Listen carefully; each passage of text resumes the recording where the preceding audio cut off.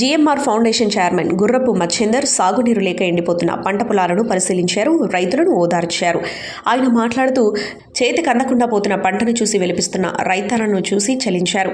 సంగారెడ్డి జిల్లా కల్హేర్ మండలంలోని మారడి, కృష్ణాపూర్, ఇంద్రానగర్, కల్హేర్ గ్రామాలలో సుమారు 1000 ఎకరాలకు పైగా వరి జొన్న పంట సాగునీరు లేక బోరుబావుల దగ్గర కూడా నీరు లేక ఎండిపోవడం జరిగింది. రైతుకు సుమారు ఎకరాకు 30,000 రూపాయల వరకు నష్టం జరుగుతుంది. అధికారులు స్పందించి నల్లవాగులో సరిపడా నీరున్న చివరి ఆయకట్టు వరకు నీటిని అందించకపోవడం రైతన్నలు గోసపడుతున్నారని వ్యవసాయ శాఖ అధికారులు స్పందించి క్షేత్రస్థాయిలో పరిశీలించి రైతులను కాపాడుకోవాలి అని అన్నారు.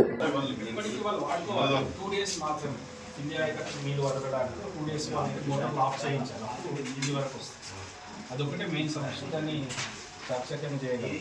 నేనేమంటానంటే అట్లాంటిది ఏమైనా ఇష్యూ ఉంది అంటే మనం ఏం చేయడానికి ఉంటుంది అంటే బోర్లు ఎవరైతే ఉన్నారో వాళ్ళని చుట్టి చేద్దాం. ఇప్పుడు ఒక 10 మంది కోసం 100 మందిని 1000 మందిని మనం 50 మందిలో 60 మందిలో లేదంటే మీరు చెప్పినట్టు 1000 ఎకరాలు నాశనం చేయండి.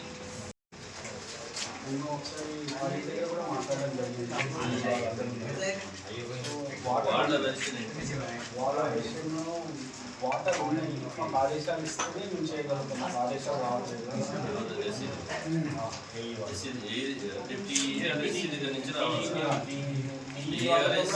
టీతో కూడా మాట్లాడాము. మేము అడిగి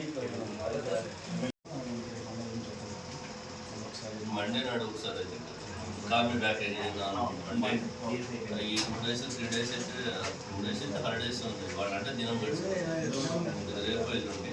అదర్వైజ్ రివ్యూ ఆన్ మండే పాసిబిలిటీని బట్టి ఆయన పిలిపించి మాట్లాడతాం. సార్ కొంచెం వదలడానికి కొంచెం ఇక్కడ వాటర్ ఉంది సార్. నాకు తెలిసిన విషయం ఏంటంటే శివరాయకట్టు రావడానికి కొన్ని సమస్యలు ఉన్నాయి. సమస్యలు ఏంటంటే ఏమవుతుంది, విపరీతమైన బోర్డు పెట్టేశారు పై ఆయకట్టులో. ఇంటికి వచ్చే పై ఆయకట్టులో ఏ శివారు వస్తుంది?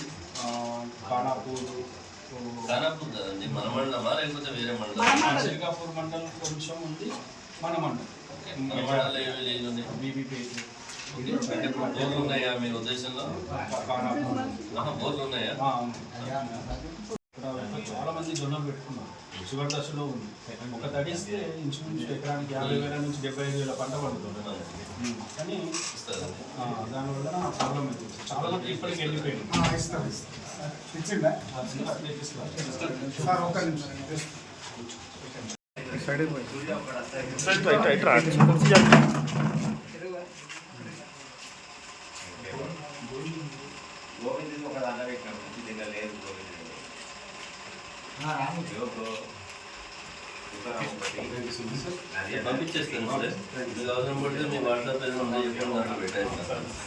ఈరోజు కల్లేరు మండలంలోని మార్డి, ఇంద్రానగర్, కృష్ణాపూర్, కల్లేరు ప్రాంతంలోని ఎండిపోయిన జొన్న పంటలను మా జీఎంఆర్ ఫౌండేషన్ టీమ్ సభ్యులందరితో కలిసి మరియు వివిధ గ్రామాల రైతులతో కలిసి పంటను పరిశీలించడం జరిగినది.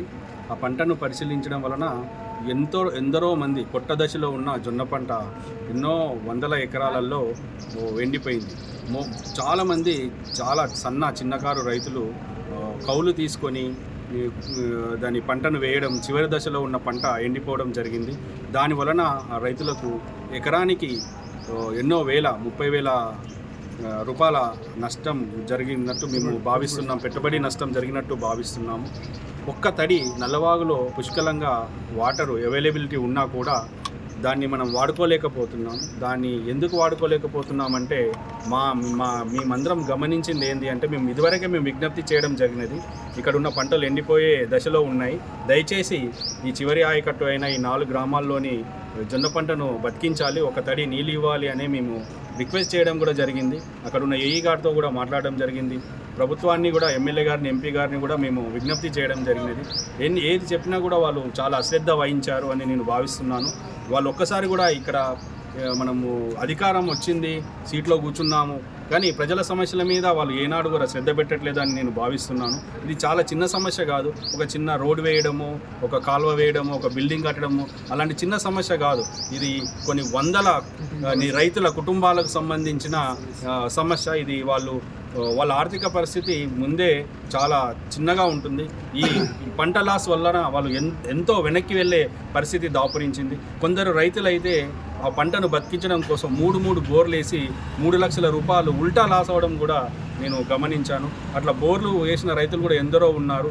అంతేకాకుండా కొంతమంది రైతులు అద్దెకరం ఉన్న రైతు కూడా 4.5 ఎకరాలు కౌలుకు తీసుకొని జొన్న పంటను పెట్టి వాళ్ళు కూడా పూర్తిగా పంటను కోల్పోయారు. ప్రస్తుతం వాళ్ళకు ఏ విధంగా ప్రభుత్వం ఆదుకుంటుందో వాళ్ళే కలెక్టర్ ద్వారా కానీ ఇక్కడ ఉన్న వ్యవసాయ అధికారుల ద్వారా మనం రైతులకు అందించలేకపోతున్నాము.